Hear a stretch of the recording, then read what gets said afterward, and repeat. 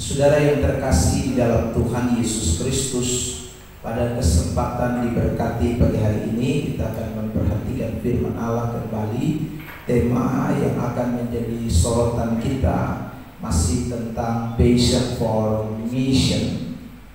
Dan hari ini kita masuk pada bagian yang ketiga dari pembahasan ini. Saudara yang terkasih di dalam Tuhan, kita kembali memperhatikan bahwa ada dua bagian besar dari tema ini. Yang pertama adalah tentang passion atau tentang semangat. Lalu yang kedua adalah tentang misi atau mission.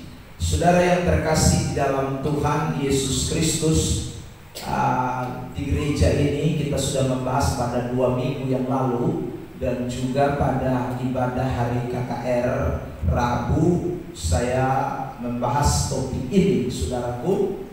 Namun pada kesempatan ini kita akan memperhatikan bagian yang ketiga ini dari kata misi, itu yang akan menjadi pembahasan kita. Jadi pada bagian yang pertama 2 minggu yang lalu kita sudah membahas tentang semangat, ya, bagaimana kita harus punya semangat. Dan hari ini teristimewa, kita akan belajar tentang misi. Nah, saudara yang terkasih di dalam Tuhan Yesus Kristus, kalau kita bicara soal misi, ya, itu berarti punya kaitan erat dengan yang namanya bersaksi atau memberitakan Injil. Ya, itu hal yang tak bisa terpisahkan, menjangkau jiwa. Itu adalah yang disebut dengan misi. Nah, misi itu merupakan tujuan dari kekristenan. Saya ulang ya, saudara, kalau bicara soal misi itu berarti bicara soal tujuan jadi orang Kristen, ya. Jadi tujuan jadi orang Kristen itu adalah menjalankan misi atau memberitakan Injil atau menjangkau jiwa atau bersaksi. Itu tujuan kita menjadi orang Kristen. Saudara yang terkasih di dalam Tuhan Yesus Kristus, jadi kita mesti rubah mindset kita atau cara pandang kita. Ada banyak orang berpikir bahwa dia mau jadi Kristen, saudara yang terkasih di dalam Tuhan, supaya dia diberkati secara jasmani, supaya berhasil, supaya beruntung, supaya dapat ini, dapat itu, supaya sakit disembuhkan. Saudara, itu bukan tujuan dari kekristenan. Itu bukan tujuan menjadi orang percaya. Saya ulang lagi.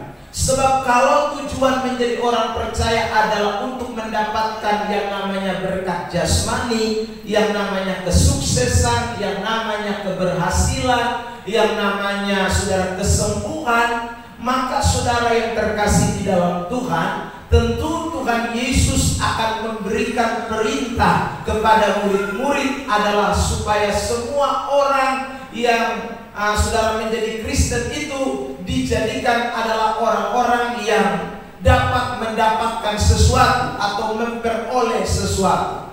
Tetapi kita menemukan fakta di dalam Alkitab bahwa Yesus ketika menyatakan tujuan tentang kekristenan atau tujuan tentang menjadi orang percaya, itu jelas sekali tentang bagaimana orang itu harus memberitakan Injil atau menjangkau jiwa. Saya memberikan beberapa contoh ayat yang mungkin sudah sering saya bacakan buat kita sekalian.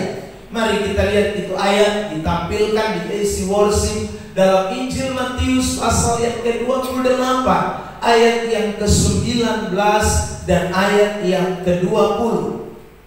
Ya, firman Tuhan berkata begini, saudara. Di dalam ayat ini kita akan melihat tujuan jadi orang Kristen atau tujuan menjadi orang percaya. Mari bersama-sama 1, 2, 3. Karena itu jadikanlah semua bangsa muridku dan baptislah mereka dalam nama Bapa, dan Anak dan Roh Kudus. Pergilah, lalu tidak dikatakan jadikanlah semua bangsa itu diberkati, jadikanlah semua bangsa itu dapat mujizat, jadikanlah semua bangsa itu berhasil, jadikanlah semua bangsa itu yang sakit disembuhkan, yang lemah dikuatkan, dan bla bla bla. Tidak, tapi ayat itu mengatakan jadikan semua bangsa muridku. Itu berarti saudara bicara tentang penjangkauan jiwa, itu bicara tentang mengkristenkan. Kalau saya pakai bahasa ini kurang tepat, tapi saya cobalah saudara, dalam konteks kita tidak masalah ya. Kalau di luar tidak boleh pakai kristenisasi, nanti orang marah ya saudara yang terkasih. Tapi ini kita bicara dalam ruang lingkup gereja, maka kita ini punya tugas mengkristenisasikan orang ya. Kita ini membuat orang menjadi Kristen, menjadi pengikut Tuhan. Itu tujuan kekristenan, itu tujuan Tuhan panggil kita, itu tujuan Tuhan menyelamatkan saudara, itu tujuan Tuhan saudara membaptis kita di dalam nama Bapa, Anak, dan Roh Kudus. Itu tujuannya. Sebab kalau kita belum sampai kepada tujuan ini, maka saudara kita menjadi orang Kristen mungkin, tapi kita sedang menjadi orang Kristen yang tidak mengerjakan apa yang Tuhan perintahkan kepada kita. Ini penting saudara yang terkasih dalam Tuhan. Saya ulang, kita mesti rubah mindset kita hari ini. Sebab kalau mindset ini tidak dirubah, atau cara pandang, cara pikir kita ini tidak berubah, ya itulah banyak orang Kristen cuma pergi gereja untuk mendapatkan sesuatu dari Tuhan ya. Orang pergi ibadat untuk mencari sesuatu dari Tuhan. Saudara, yang tadi saya katakan berkat, keberhasilan itu bukan tujuan, tetapi itu tambahan ya. Itu bukan tujuan, itu bonus.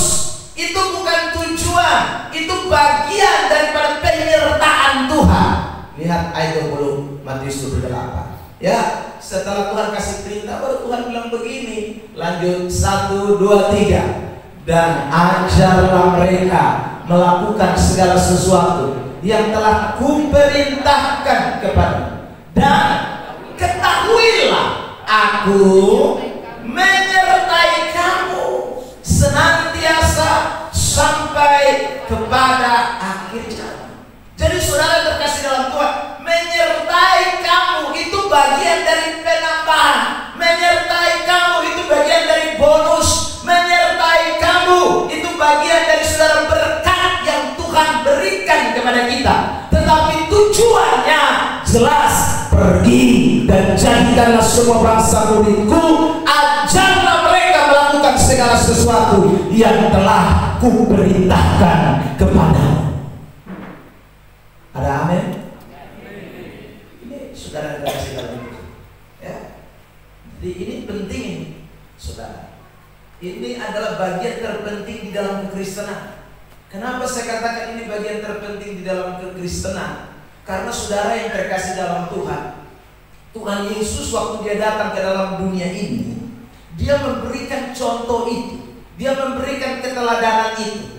Tapi saudaraku, dia ternyata merasa belum puas dengan contoh dan keteladanan yang dia berikan ya. Di ending atau di penghujung daripada masa pelayanannya di dunia ini ya, di ujung di mana dia akan saudara pergi meninggalkan murid-muridnya, saudaraku, di loteng Yerusalem itu Alkitab kembali bicara tentang apa yang Yesus perintahkan ini, atau yang Yesus ingatkan ini dalam Kisah pasal 1 ayat 8. Hari ini kita lihat Kisah pasal 1 ayat 8. Jadi saudara yang terkasih di dalam Tuhan, luar biasa ya. Tuhan bukan hanya saja kasih contoh selama 3,5 tahun dia melayani, 33,5 tahun dia ada di dunia, saudaraku, tetapi juga sampai waktu dia mau terangkat ke sorga, sebelum dia tinggalkan murid-murid, tujuan ini atau saudaraku amanat ini, pesan ini kembali disampaikan.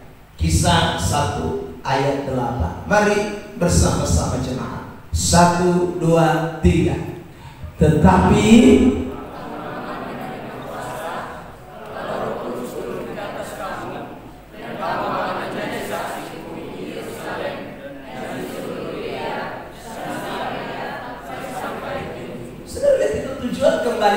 dalam ayat ini menjadi saksi. Kalau Roh Kudus turun ke atas kamu, tidak dikatakan di dalam ayat itu, maka kamu akan berbahasa roh, kamu punya karunia ini, karunia itu. Ya saudara, tidak. Tapi ayat itu bilang kalau kamu diberi kuasa Roh Kudus, kamu akan menjadi saksiku. Apakah tadi saya katakan saudara bahasa roh dan karunia-karunia roh itu tidak sesuatu yang ada ketika Roh Kudus turun? Ada. Tapi itu sama dengan yang tadi saya bilang, itu tambahannya. Itu bonusnya. Apa artinya punya karunia? Apa artinya berbahasa roh? Apa artinya saudara bisa melakukan segala macam mujizat? Tapi kalau saudara tidak bersaksi, maka tujuannya tidak tercapai. Karena Tuhan kasih kuasa Roh Kudus memperlengkapi gereja, kuasa Roh Kudus untuk melakukan banyak perkara, tidak lain dan tidak bukan. Tujuannya adalah supaya kita semua menjadi saksi-saksi Tuhan. Beri dulu tepuk tangan yang terbaik buat Tuhan Yesus Kristus. Jadi saudaraku, ini sesuatu yang sangat melekat bagi hidup orang-orang Kristen. Ini sesuatu yang tak terpisahkan dari hidup anak-anak Tuhan. Menjadi saksi, menjangkau jiwa, memberitakan Injil. Saudaraku, menjalankan misi itu adalah bagian yang tak bisa dipisahkan dari hidup kekristenan.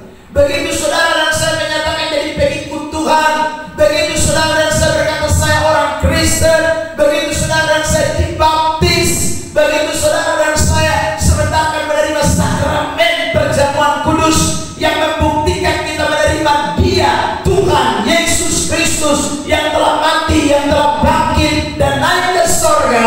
Maka saudaraku, tugas ini, misi ini, penjangkauan jiwa, beritakan Injil, bersaksi, itu menjadi bagian di dalam hidup kita sekalian. Ini penting, saudara. Ya. Nah, pertanyaannya sekarang adalah kembali, bagaimana kita mengerjakan tujuan ini?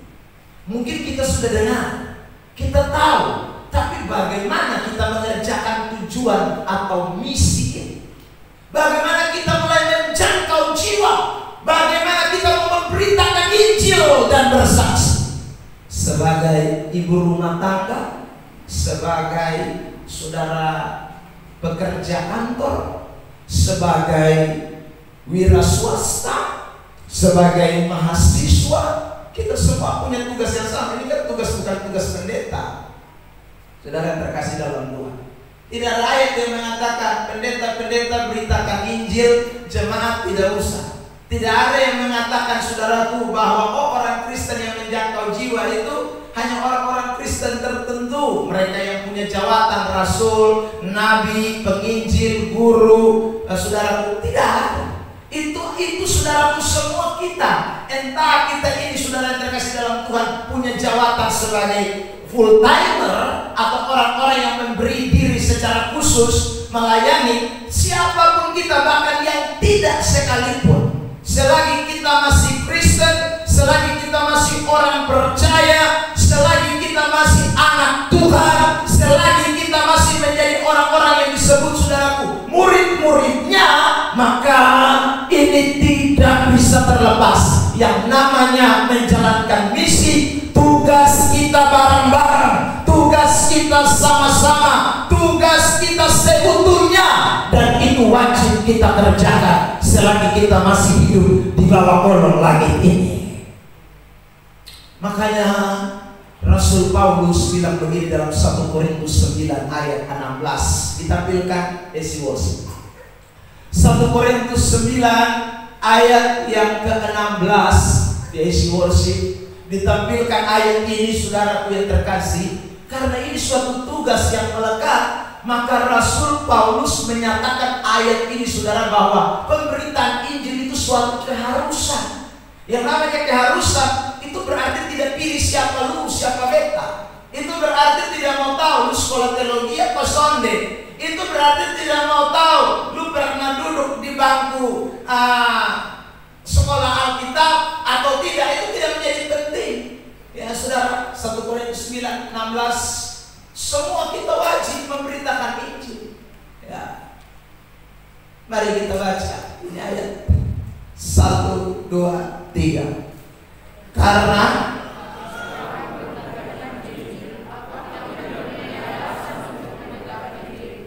sebab itu adalah keharusan bagiku, celakalah aku jika aku tidak memberitakan Injil. Saudara terkasih dalam Tuhan, itu keharusan. Jadi orang-orang Kristen, anak-anak Tuhan, kita semua wajib memberitakan Injil. Itu tugas kita, itu tujuan hidup kekristenan. Selagi pokoknya masih ada di bawah langit ini, tidak ada kata tidak memberitakan Injil, tidak ada kata tidak menjangkau jiwa. Nah, tadi saya sudah katakan, tapi ini persoalan bagaimana. Ini persoalannya bagaimana. Tentu semua orang kepengen, tetapi kadang-kadang saudaraku akhirnya tidak terwujud. Mindset sudah dibentuk, cara berpikir sudah dibentuk, pola pikir sudah dibentuk, tetapi mesti juga sudah actionnya nyata. Tujuan ini tidak bisa hanya sekedar ada di pola pikir. Tujuan ini tidak bisa hanya sekedar saudara menjadi wacana atau sesuatu yang memperkaya pengetahuan teologi kita tentang kekristenan, tetapi ini menjadi sesuatu yang harus ditindaklanjuti, dikerjakan. Ini tidak bisa ditunda. Nah, mari kita lihat bagaimana kita mengerjakan tujuannya. Yang pertama, saudara terkasih, kita semua harus menjadi yang namanya penjala manusia. Ada amin? Bila lulus sampai kiri kanan, kamu penjala manusia. Saudara, ini perintah, ini tugas yang Tuhan kasih sama kita. Kita harus menjadi penjala manusia. Kita tidak bisa tidak menjadi penjala manusia. Kalau kita mau mengerjakan tujuan ini, kita mau misi ini terwujud, maka kita semua harus tahu memposisikan diri kita sebagai penjala manusia. Mari kita lihat teks di dalam Lukas pasal yang kelima ayat yang ke-10. Kita baca firman Tuhan ini bersama-sama dalam hitungan yang ketiga. 1, 2, 3. Demikian juga Yakobus dan Yohanes, anak-anak Zebedeus, yang menjadi teman-teman Simon. Kata Yesus kepada Simon, jangan takut, mulai dari sekarang engkau akan menjala manusia. Mulai sekarang engkau akan menjala manusia. Saudara, waktu itu Simon Petrus bukan dia selesai sekolah teologi, ya. Bukan baru habis wisuda, lalu kemudian saudara terkasih dalam Tuhan, Yesus menghadiri wisudanya itu. Yesus menghadiri wisudanya itu, dan setelah hadir, Yesus berkata kepada Petrus, Petrus, karena kamu sudah wisuda, jadi sekarang jadi penjala manusia. Tidak, ini pertemuan pertama. Ini adalah saudara perjumpaan pertama Petrus dengan Yesus Kristus. Ini saudaraku yang awalnya sama-sama belum tahu, belum kenal, tapi lewat perjumpaan itu, di mana saudaraku Simon Petrus kemudian bertobat, memberi diri kepada Yesus. Di saat itulah Yesus berkata kepada dia, mulai dari sekarang engkau akan menjala manusia. Itu artinya ayat ini jauh sebelum Petrus dilantik menjadi seorang rasul, jauh sebelum saudaraku Yesus menjadikan mereka murid-murid yang pergi diutus, jauh ini baru mulai pertama dia mengalami perjumpaan dengan Tuhan, dan Tuhan sudah memberikan kepada dia tugas, tujuan menjadi orang percaya, yaitu engkau harus menjala manusia. Dengarkan baik-baik saudara terkasih di dalam Tuhan. Saya tidak tahu berapa tahun yang lalu mungkin Anda ketemu dengan Tuhan, berapa lama Anda sudah menjadi orang Kristen. Saya tidak tahu saudara terkasih dalam Tuhan, mungkin ada 5, mungkin ada 10, mungkin ada 20 tahun. Tapi dengarkan baik-baik, mulai dari saat dimana engkau mengalami perjumpaan dengan Tuhan, mulai di saat dimana engkau mengalami Kristus dalam hidupmu, di saat itu juga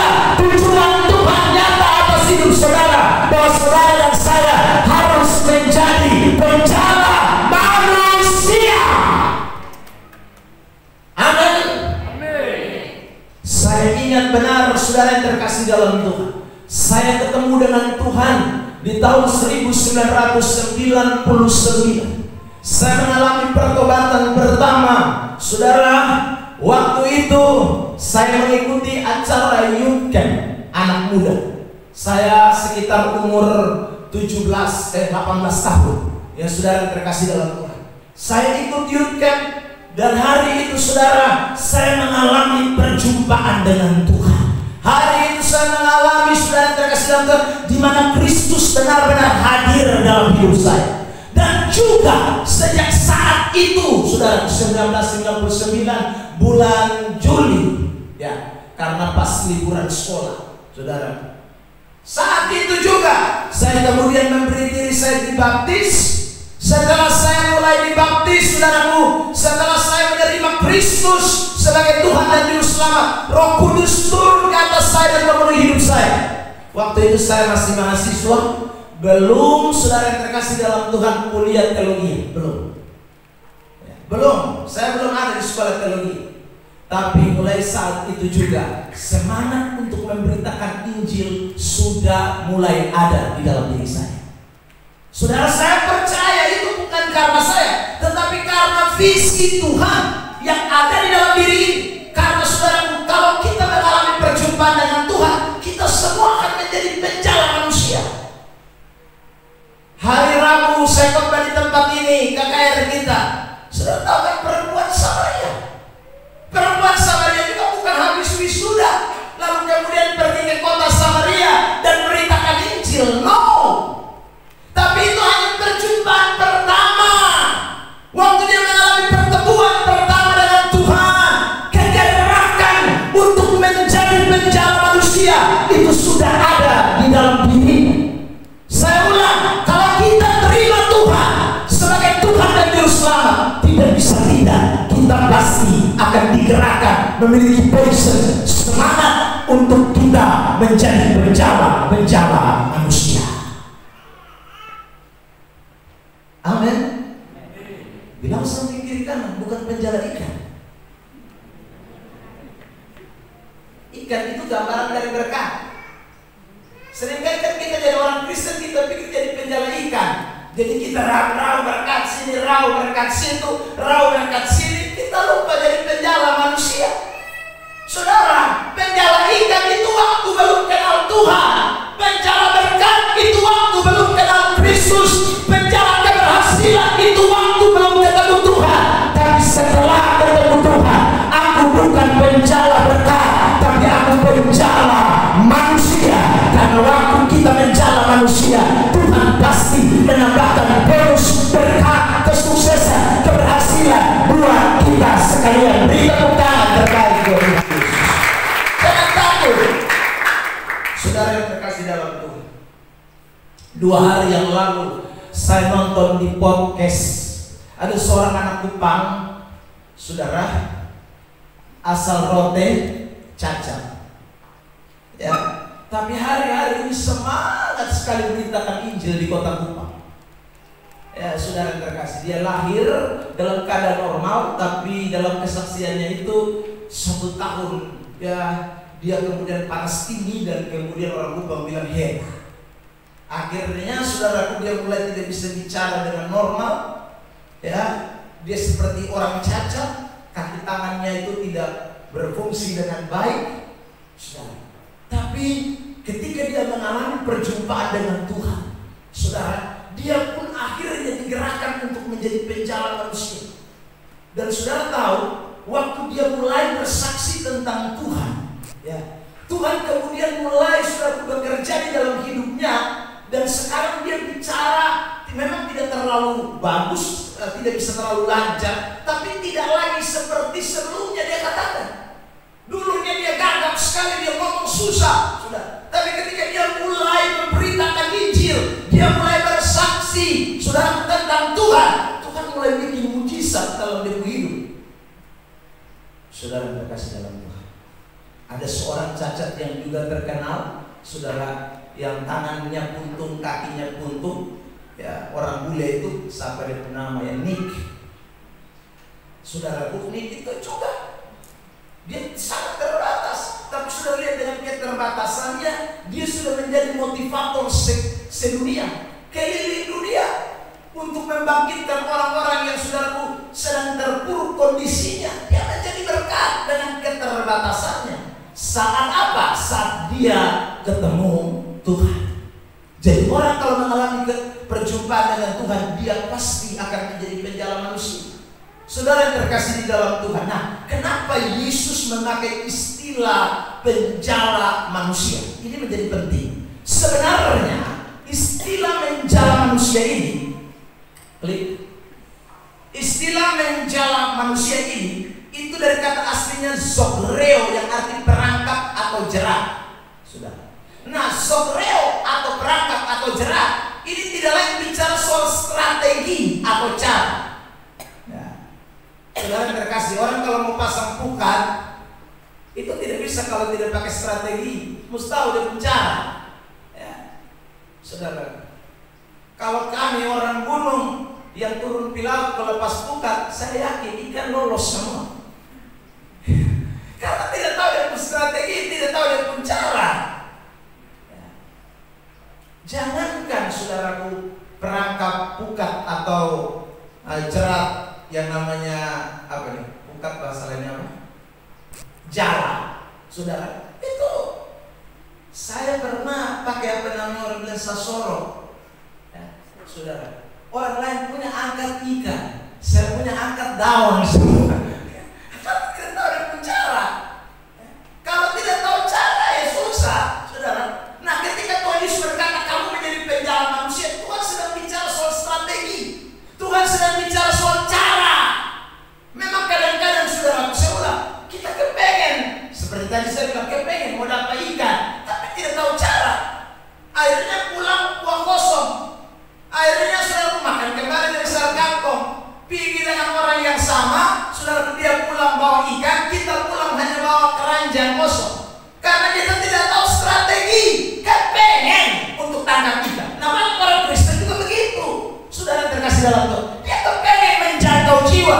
Dia tahu ayat Matius 28:19. Dia tahu Kisah 1 ayat 8. Dia tahu 1 Korintus 9 ayat 16. Tapi persoalan strategi, cara, perangkap, jerat, software-nya dia tidak tahu gunakan. Itu soal. Saudara yang terkasih, tapi ini bukan soal strategi atau cara kita, tapi ini soal strategi atau cara Tuhan. Ada amin? Saudara terkasih dalam Tuhan, ini pakai strategi dan cara Tuhan. Makanya saudara dalam teks Lukas pasal 5, ini sebenarnya Tuhan Yesus sedang ajar Petrus untuk pakai strategi atau cara Tuhan. Sebab kalau kamu pakai strategi atau cara kamu seperti tadi malam kamu pergi ke laut, lalu semalaman kamu cari ikan, tapi kamu tidak dapat apa-apa. Kamu pulang tanpa membawa apa-apa. Tapi sekarang saya kasih kamu strategi, tapi strategi ini bukan pakai untuk tangkap berkat, strategi ini bukan pakai untuk tangkap keberhasilan, strategi ini bukan pakai untuk tangkap ikan, tapi strategi ini kamu pakai untuk tangkap jiwa-jiwa bagi kerajaan Allah. Beri tepuk tangan terbaik. Nah, kita juga Tuhan kasih strategi bukan untuk dapat berkat, tapi untuk jangkau jiwa. Perhatikan ini konteks Lukas 5 ayat 1 sampai 9. Mari kita perhatikan cara yang pertama. Lukas pasal yang kelima ayat yang ketiga. Injil Lukas pasal yang kelima ayat yang ketiga. Mari kita baca bersama-sama. 1, 2, 3. Ia naik ke dalam salah satu perahu itu, yaitu perahu Simon, dan menyuruh dia supaya menolakkan perahunya sedikit jauh dari pantai. Lalu ia duduk dan mengajar orang banyak dari atas perahu. Saudara, kalau kita memperhatikan teks ini, perahu Simon, saya garis bawahi dengan kalimat agak merah itu saudara. Lalu kemudian menyuruh dia, sudah pakai perahunya Simon, suruh Simon lain, saudara. Lalu apa lagi? Menolakkan perahunya sedikit jauh dari pantai. Suruh siapa lagi? Suruh Simon juga.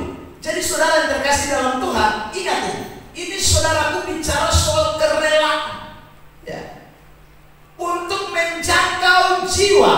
Untuk saudara yang terkasih dalam Tuhan, menjangkau atau menjala jiwa, Tuhan membutuhkan orang-orang yang memiliki kerelaan. Sebab kalau tidak memiliki kerelaan, tidak bisa menjangkau jiwa. Kerelaanlah yang akan membuat kita menjangkau jiwa. Rela untuk siapa? Rela untuk Tuhan, bukan rela untuk kepentingan diri. Ada banyak orang bisa rela, tapi dia pun rela bukan untuk Tuhan, saudara. Tapi juga ada orang yang rela untuk Tuhan, tapi untuk kepentingan diri. Petrus tidak rela untuk Tuhan karena kepentingan dirinya. Petrus tidak rela untuk kasih dia punya perahu untuk kepentingan dirinya. Petrus tidak rela tolak perahu itu sedikit jauh ke dalam. Itu tidak untuk dirinya, tapi dia lakukan semuanya itu untuk kepentingan jiwa-jiwa yang ada di pantai Danau Genesaret, yang sedang menunggu Yesus berkhotbah, yang sedang menunggu Yesus memberitakan Injil dari mimbar yang namanya perahu Simon. Amin. Saudara terkasih, kecuali Tuhan Yesus bilang begini, Simon, tolak perahu sedikit, aku pinjam perahumu 1 jam. Berapa Simon? Ya, saudaraku, lalu Simon bilang, tak usah banyak-banyak Tuhan, karena tadi malam tuh beta sudah dapat ikan Tuhan. Dan ini sementara pulang ini Mama Petrus pasti ada tunggu di rumah. Nah ini hari kalau kami makan kosong karena Tuhan Yesus, ya Tuhan Yesus karena lu pinjam beta pun perahu, jadi Tuhan Yesus jangan lupa ya 1 jam beta minta 1 dinar saja. Saudara terkasih dalam Tuhan, tidak ada. Kalau seperti itu baru Simon tolak perahu ke dalam, itu wajib, itu wajar karena dibayar 1 dinar.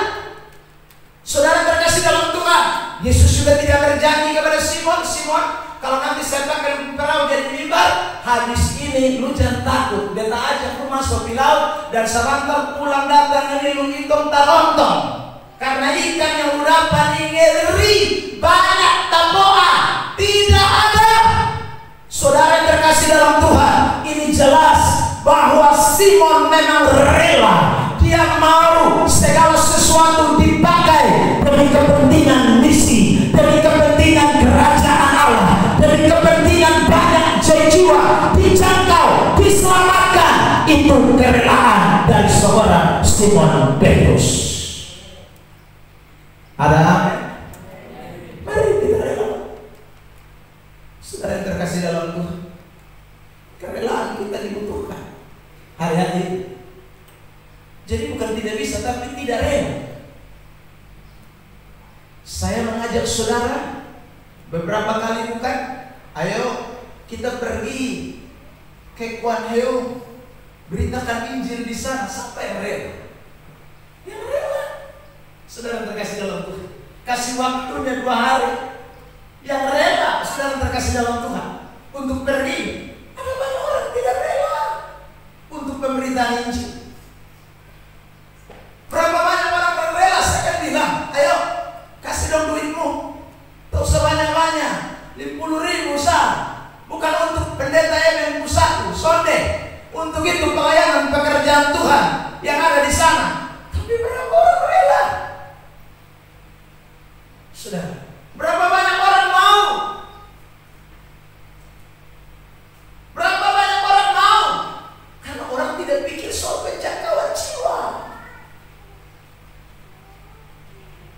Saudara terkasih dalam Tuhan, ini butuh kerelaan. Butuh kerelaan.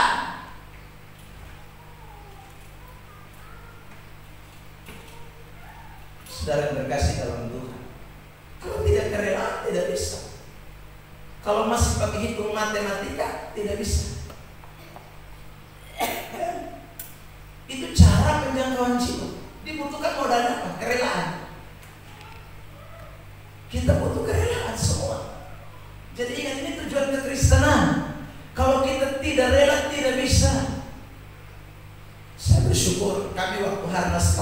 pria-pria. Ya, kami rapat sejenak para pria-pria. Lalu kami tanya, uang berapa di kas? Lumayan juga ya, saudara. Tapi kemudian kita bilang, sudahlah, kau simpan saya itu uang untuk kau menjalankan misi. Kau makan kue tahan, itu kami rela. Kau pria rela makan kue, saudara terkasih dalam Tuhan, hanya untuk misi penginjilan. Kerelaan itu menjadi penting. Sebab orang kalau tidak rela, susah. Ya. Makanya saya ini kadang-kadang heran, ya, ketemu orang yang saudara katanya ikut Tuhan sekian lama, sekian tahun, tapi kok untuk Tuhan, saudaraku, untuk pelayanan, untuk pekabaran Injil, kok tidak rela? Itu perlu dipertanyakan. Dia punya pikiran belum diubahkan, atau memang selama ini dia hanya, saudaraku, sentral, egosentris, hanya pikir dirinya, hanya pikir saya, gue, aku, beta, orang lain bisa pusing. Bagaimana saya, bagaimana beta?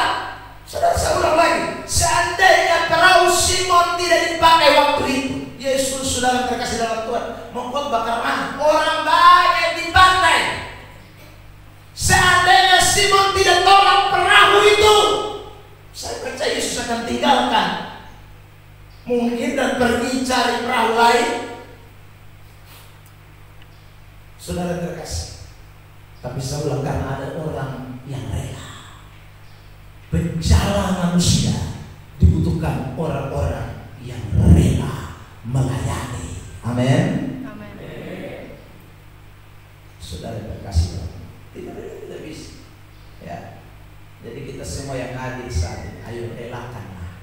Saya tidak tahu saudara mau relakan apa, waktu kah, tenaga kah, uang kah, pikiran kah, apa saja saudara bisa relakan. Saya ulang, bukan untuk kepentingan keuntungan, tapi demi kepentingan penjangkauan jiwa. Demi kepentingan penjangkauan jiwa, itu menjadi penting. Saudara, yang kedua, apa strategi yang Tuhan pakai untuk kita menjaga jiwa? Satu adalah kerelaan. Dua, ayat 4 ditampilkan Lukas pasal 5 ayat yang ke-3 dan 4. Dua ayat, saudaraku, kita akan baca dua ayat ini. Cukup kecil.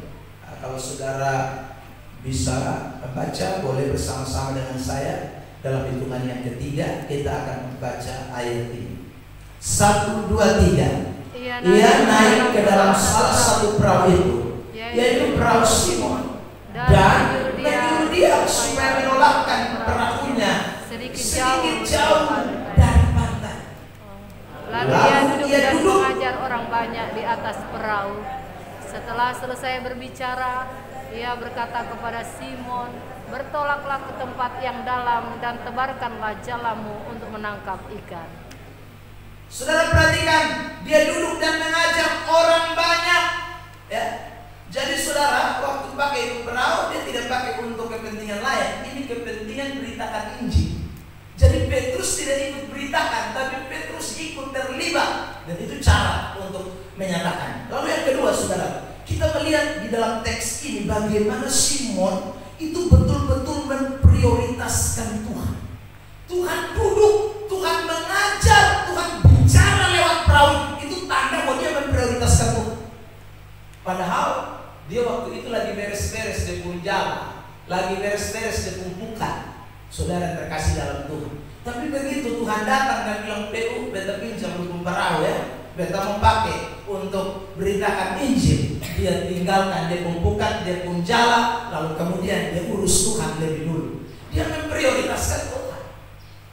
Saudara terkasih dalam Tuhan, sebenarnya penting sekali menjalankan misi itu bukan hanya saja kerelaan, tetapi soal siapa yang prioritas dalam kita punya hidup. Ya. Apa yang prioritas di dalam hidup kita?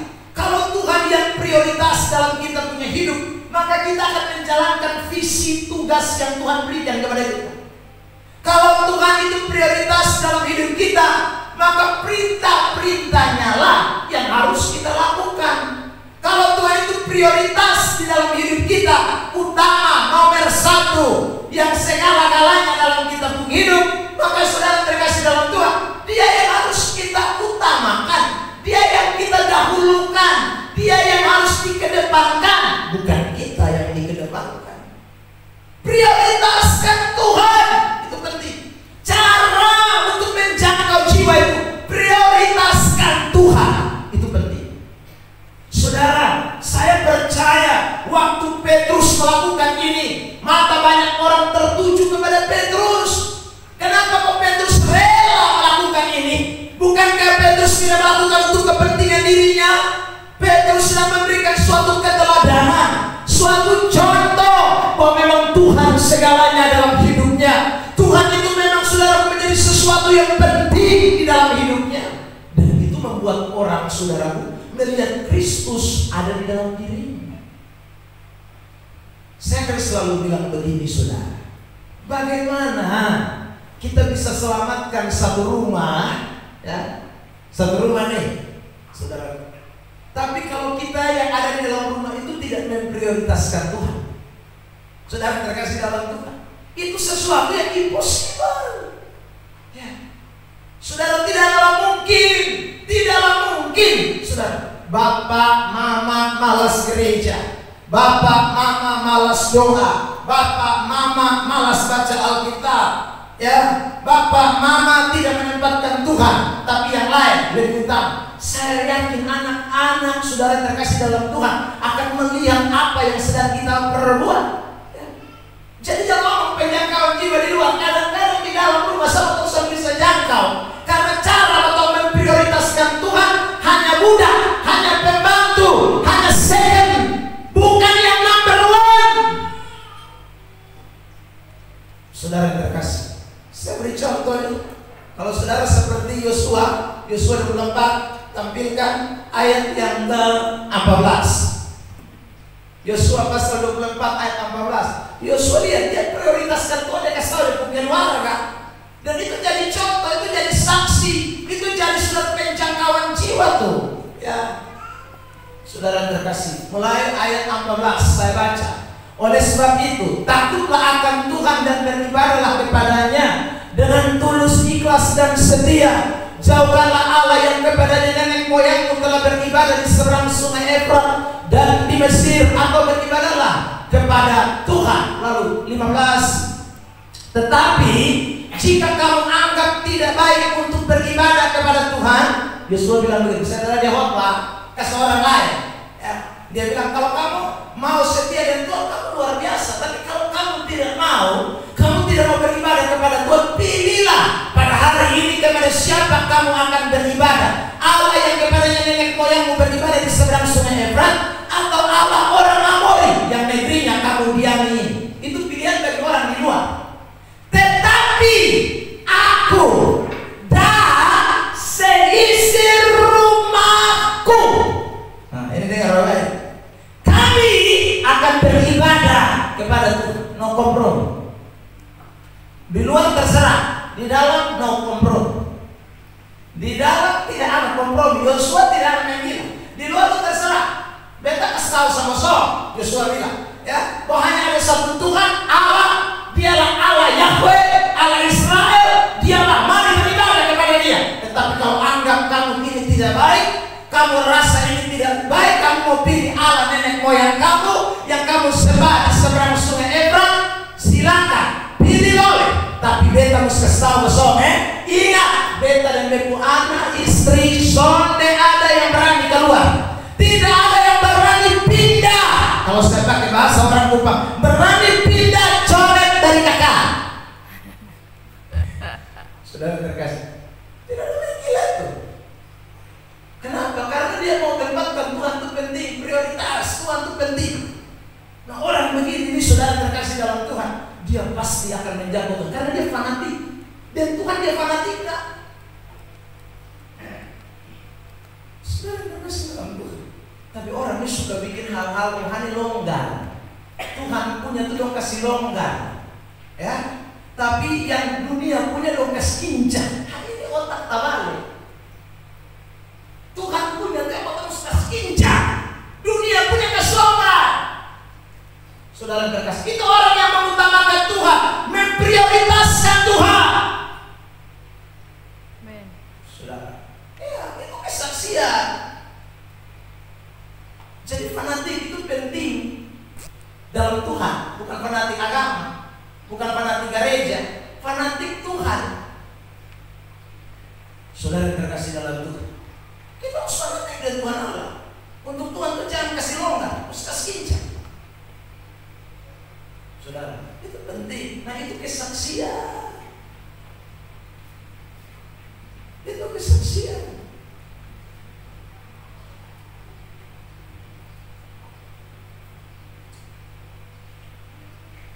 Namanya orang sudah kasih longgar untuk Tuhan. Kasihan. Ibadah Senin Kamis, ya, kasih longgar. Pokoknya Tuhan punya kasih longgar. Dunia punya kasih kincang terus. Aduh, Anda sedang keliru. Lakukan kebenaran, Anda kasih longgar. Tapi dunia punya dunia kasih kincang terus. Aduh, itu kapan kita mau jadi berkat? Kapan kita mau jangkau jiwa? Kapan kita bawa orang pergi keselamatan? Saya ulang, ini bukan bicara soal kopi gereja. Karena ada banyak orang pergi gereja, tapi soalnya mau pergi kerajaan Allah. Karena mau pergi kerajaan Allah, pintu masuk kerajaan Allah itu pertobatan. Matius pasal 3 ayat yang ketiga, jelas. Saudara, bertobatlah, kerajaan Allah sudah dekat. Tidak bertobat tidak bisa. Makanya saudara yang terkasih dalam Tuhan, musdar awal itu kasih tunjuk ciri pertobatan. Tidak ada ciri kompromi. Itu Yosua lihat. Tidak ada. Mau ikut Tuhan, begini. Tidak, no. Tidak ada apa-apa. Saudara terkasih dalam Tuhan, penting.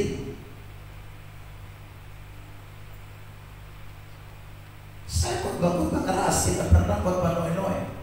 Karena itu kadang Dewi tidak suka. Ya. Kemarin yang saya bilang di Rote, ya, itu loh pasang baliho besar-besar, KKR Batam. Ya. Ya terserah, tidak ada sudah. Kecuali memang mau suka, Tuhan suka. Tidak suka, Tuhan tetap buka jalan. Amin. Injil mesti diberitakan. Tanggal 27 saya suka kesaksian di Tenau kemarin. Saya saksikan. Saudara terkasih dalam Tuhan 2 tahun yang lalu apa 3 kita bikin KKR di Oil Puah. Dan itu saudara tahu KKR itu terjadi dari kita penggereja penerimaan way waktu itu. Itu KKR terjadi saudara pun di samping gereja karena gereja menolak kehadiran kita. Ya, gereja menolak kehadiran kita dan KKR 2 hari itu penuh dengan tekanan. Kalau saudara tahu, tuan rumah dapat tekanan. Karena tuan rumah asli bukan dari GSJA, bukan dari gereja karismatik. Ya sudah. Tapi mereka rindu dengar firman. Karena itu saudara yang terkasih dalam Tuhan, habis sampai khotbah waktu ulang tahun 80 tahun waktu itu. Setelah habis kita khotbah, langsung bilang, Bapak, kita harus bikin KKR. Cari cara kiri kanan sudah dapat. Akhirnya di halaman rumah kita jadikan panggung KKR 2 hari. Saudara terkasih dalam Tuhan, saya bilang pasang speaker tembak jauh. Nah tahu kok speaker dari One Way punya itu lumayan. Ya. 2 hari kita KKR, orang hitung jari. Siapa mau datang? Saudara terkasih dalam, tapi tidak ada kompromi. Kebenaran tetap kita beritakan 2 hari. Saudara, kemudian mungkin menjelang beberapa bulan, tahun ya, 1 tahun ya yang lalu. Saya kembali lagi diminta, saudara, ada kegiatan gereja untuk KKR. Saudara terkasih dalam Tuhan, rapat kiri kanan, akhirnya batal. Tidak jadi lagi, saudara. Padahal meminta 1 pengkhotbah dari gereja ini, 1 dari karismatik boleh. Jadi saya hubungi salah seorang hamba Tuhan, gandeng dengan saya, dan 2 hari saya sertai di sertai. Tapi sudah selesai itu jadi batal lagi. Saudara terkasih dalam Tuhan, tidak bisa. 2 hari, 3 hari yang lalu sebelum KKR di Namo saya detail, saudara, ini beda orang. Bapak, itu ada KKR di mana? Di Oil Buah. Oh iya, Bapak bisa kok. Saya bilang tanggal berapa? Lalu bilang tanggal 25 dan 26. Aduh, minta maaf. 25 dan 26 KKR di nama saya. Saudara terkasih dalam Tuhan. Jadi saya lalu minta maaf, tidak bisa. Saya rindu untuk ada tapi tidak bisa. Aduh Bapak, tidak bisa kok tanggal 25 dan 26 itu berubah di nomor saya itu tidak bisa. Saya lebih jauh dari ngomong, jadi saya bisa. Saudara, saya tetap 25-26 ada di nama saya. Mungkin sekitar 1 jam setelah tutup telepon, saudara terkasih telepon lagi. Bapak, kalau 25-26 tidak bisa ibadat minggu pagi jam 7 bisa? Saya tanya, kamu konsultasi tidak? Itu gereja masih Injil di Timur, bukan gereja sidang jemaat Allah atau gereja Pantekosta. Ya sudah. Lalu saya bilang, saya pernah tidak diterima di situ. Saudara yang terkasih dalam Tuhan, Bapak, amansa, Ibu pendeta potong orang. Ya begitu. Kita dan kita, apa ya sudah, bukan jalan. Ya saudara terkasih dalam Tuhan. Kok Injil diberitakan? Ibu pendeta bilang begini, kecuali datang beritakan ajaran setan. Kalau ajaran Tuhan, pada saudara yang terkasih. Jadi saya bersyukur, puji Tuhan.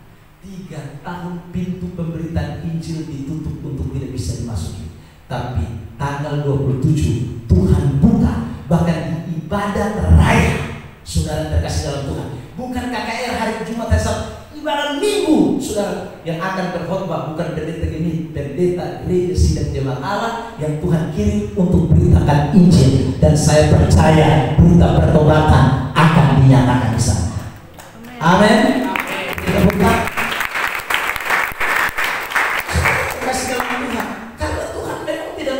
Saudaraku, orang tidak memprioritaskan Tuhan. Dan saya sudah titip pesan Bapak, di sini selingkuh, di sini minum mabok, di sini Bapak suka begitu-begitu ya. Saya bilang itu di mana-mana, bukan hanya di situ, di mana-mana sama dengan. Ya.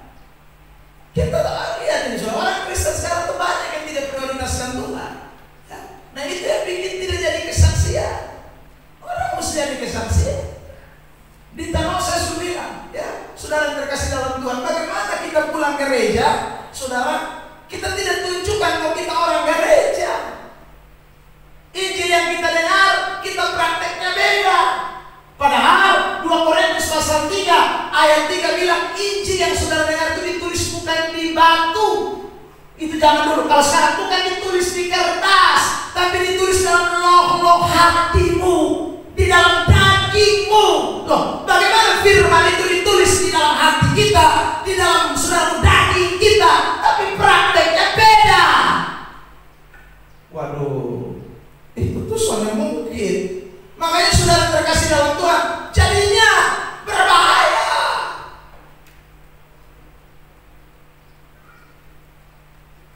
Saya bilang kan di tempat itu, saudara, habis dengar firman di gereja, sonde boleh main judi, lu pingsan, lu isi kafe. Nah bagaimana? Saudara, itu tanda orang tidak memprioritaskan Tuhan. Bagaimana sudah di gereja ada Yehova? Jangan mabok, tapi kau di luar sana mabok. Bagaimana kamu di gereja ada Yehova? Jangan pesta pora, kau di sana pesta pora, tidak bisa. Maka di mana di gereja kau dengar firman, jangan bersinah, kau di luar sana bersinah. Tidak bisa, saudara. Itu tanda bahwa kita kompromi dan kita tidak memprioritaskan Tuhan. Kita prioritaskan kita pun daging, kita prioritaskan kita pun keinginan, kita prioritaskan kita pun mau, dan Tuhan jadi budak. Ya, Tuhan jadi budak. Kita yang atur Tuhan, bukan? Bukan Tuhan atur kita, itu namanya kita jadikan Tuhan budak. Tuhan mau begitu, jangan atur beta. Nah, itu namanya kita jadikan Tuhan budak. Tidak bisa. Maka itu sampai nanti kita tidak akan jadi saksi apa-apa, tidak jadi berkat, tidak bisa menjangkau jiwa, tidak bisa, karena sekali lagi kita pun cara prioritaskan Tuhan salah.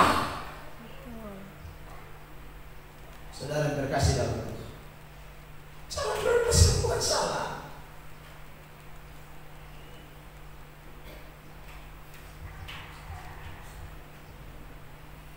Saya bersaksi minggu lalu, bukan? Saya berdoa di sini, orang kasih kesaksian.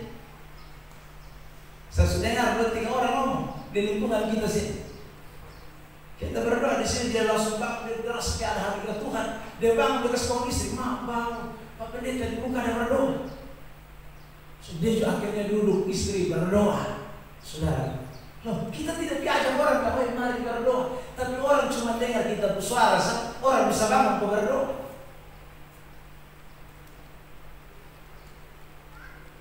Saudara terkasih dalam Tuhan, karena itu hari ini prioritaskanlah Tuhan. Saya ulang, lewat Anda prioritaskan Tuhan, Tuhan akan ditinggikan, dimuliakan. Tuhan akan, saudaraku, memakai hidup saudara. Tidak usah banyak-banyak. Saya ulang, kalau khotbah atau susah, tidak mungkin kita semua bisa khotbah, kan? Tapi kalau kita prioritaskan Tuhan, masa tidak bisa? Kita rela, masa tidak bisa? Itu kan 2 hal yang gampang, mudah sekali. Cukup prioritaskan Tuhan, terus ngomong Tuhan. Prioritaskan saya. Kata dia ngomong, tapi suami ajak orang berdoa, orang berdoa. Kalau saya ajak orang bertobat, orang lihat orang bertobat, orang bisa bertobat. Amin. Saudara terkasih dalam Tuhan, semua kira kalau datang di situ sudah tahu. Mungkin mereka bisa rokok, mungkin mereka makan siripin, tahu. Saudara, lihat kita tidak ada perasaan mau video di deker sana. Saudara pada awal datang di deker sana. Demi male yang sepuluh mulut baru datang di sini. Karena saya tidak bicara, tapi sekali memang kita hidup sudah begitu.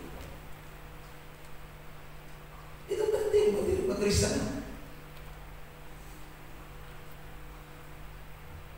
Saudara yang terkasih dalam Tuhan, sampai kemarin kami kerja cor, lalu ada tanya, "Pinang di mana? Pinang di mana?" Kevin jawab, "Oh, itu dosa." Itu dosa. Langsung icat ganggu dia, "Ya, calon Pak Pendeta, siap." Loh, karena kita prioritaskan itu. Saudara yang terkasih dalam Tuhan,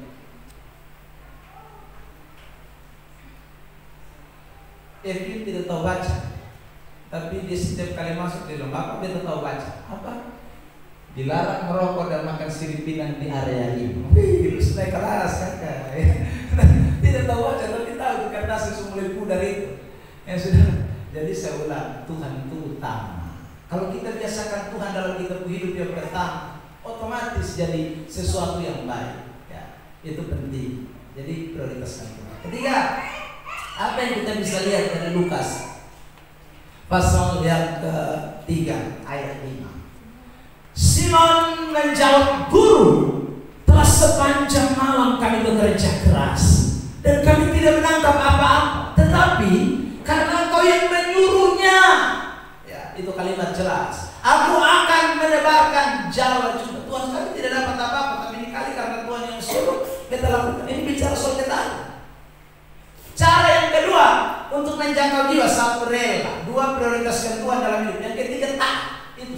Kalau kita lakukan ini 3, saudara terkasih dalam Tuhan, selesai. Kita jadi berkat. Kita pasti jadi berkat. Ya. Ketaatan itu menjadi penting loh. Ya. Sebab kalau kita sudah belajar tidak taat, itu jadi suatu celah. Kesaksian kita bocor. Saudara terkasih dalam Tuhan. Ya. Ketaatan itu menjadi penting. Jadi apa yang Tuhan perintahkan, tadi saya katakan lakukan. Apa yang Tuhan perintahkan, kerjakanlah. Itu akan menjadi kesaksian. Saudara yang terkasih dalam Tuhan. Jadi memberitakan Injil itu karena taat, bukan karena apa. Ketaatan. Karena Tuhan yang menyuruh, makanya saya jadi penjala ikan. Kalau bukan Tuhan yang suruh, kamu bisa jadi penjala ikan. Hanya karena Tuhan yang suruh kita, jadi kita jadi penjala ikan. Next, selain taat, cepat saja ini. Yang keempat, Lukas pasal yang ke-5 ayat 8 dan ayat 11. Ya, ketika Simon Petrus melihat hal itu, ia pun tersyukur di depan Yesus dan berkata, "Tuhan, pergi pergilah daripadaku karena aku ini seorang berdosa. Dia akui dia punya kesalahan. Ayat 11, dan sesudah mereka menghela perahu-perahunya ke darat, ya, mereka pun meninggalkan segala sesuatu lalu mengikuti Yesus. Yang keempat, bicara soal pemberesan dosa. Saudara, saya selalu katakan bahwa kita ini tidak ada yang sempurna. Ada kelemahan, ada kekurangan. Tapi ingat, pengakuan akan keberdosaan itu menjadi penting. Ya, ada banyak orang sudah salah, sudah berdosa, tapi tidak mau diperbaiki, tidak mau sudah seperti Petrus. Nah, ini akhirnya tidak bisa jangkau jiwa, malah berargumentasi, malah berdalih, malah membantah. Itu tidak akan pernah bisa jadi berkat, jadi saksi. Saudara, seperti saya suka kasih contoh, kita bilang jangan isap rokok misalnya. Ya sudah coba disadar betul lebih dari salah. Ya. Paling tidak begitulah, sudah. Tapi ada orang banyak, lu pikir isap rokok jadi mati. Ini sudah. Lu pikir ini pakai lubung doi, kalau ngomong-ngomong, lubung paru-paru, lubung jantung. Kayaknya kita kesal dosa loh. Seharusnya betul misalnya. Paling tidak tuh lagi, atau paling tidak sembunyilah. Suka ini tidak boleh. Tapi orang tidak loh. Kita kasih jangan selingkuh. Dia bilang gini, beta selingkuh juga beta. Karena SS beta, bukan lu. Orang begini sudah lihat. Nah ini begini bukan mana. Saya ulang saudara kasih tahu. Mungkin ya, tapi tidak. Ini saudara analisa bodoh dari saya. Tuhan Julia saudara, Tuhan juga gereng-gereng kepala. Ya, suka selalu benar, orang Anda masih bantah, masih berargumentasi, saudara. Kecuali suka tahu yang benar, suka tahu benar nih, tapi masih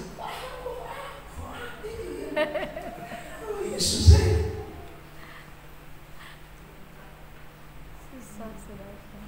itu tuh yang kalau Tuhan Yesus omong tuh, aduh sakit. Kalau kau pernah dengar, kau sakit. Karena Yesus omong bilang begini, itu sama kayak babi dan anjing. Itu sama kayak babi dan anjing.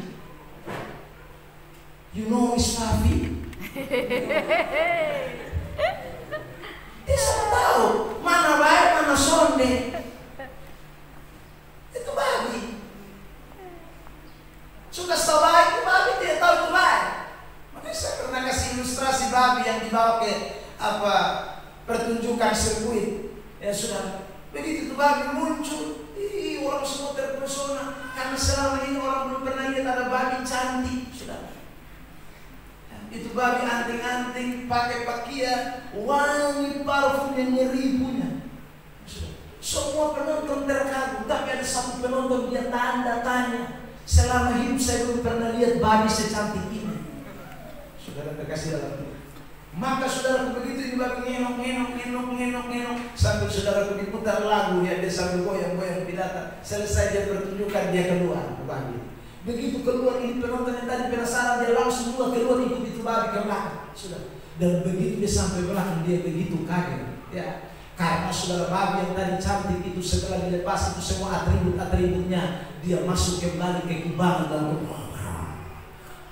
dia di sana mandi lompor. Langsung itu penonton bilang begini, dasar babi.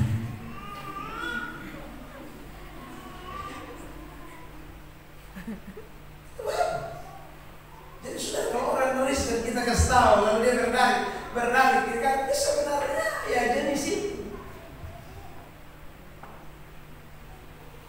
Saudara terkasih dalam ya. Bahkan dia tidak tahu pendidikan peri kebinatangan. Terus diam tadi semangka. Ya. Tanya lah yang biar apa bilang. Sedih. Protes terus, baru itu kan protes. Saudara terkasih, Petrus tidak seperti itu. Makanya Tuhan bilang kau ini jadi penjaga tahu diri, beta sudah orang sempurna. Memang beta sudah, beta surela, sudah beta prioritaskan Tuhan tadi. Tapi Tuhan beta ini bukan sama-sama, beta orang berdosa Tuhan. Ya. Beta mau tinggalkan segala sesuatu, beta mau bertobat, beta mau ikut Tuhan. Itu Petrus, makanya Tuhan pakai dia menjadi penjara manusia tidak kembali. Orang-orang yang begitu, saya udah tidak ada manusia sempurna. Dia butuhkan orang-orang yang betul besar, itu salah. Firman Tuhan betul, firman Allah betul, kita keliru Tuhan. Mesti begitu, baru Tuhan pakai ketong. Amen. Sudah dikasih Tuhan. Kalau kita berat itu.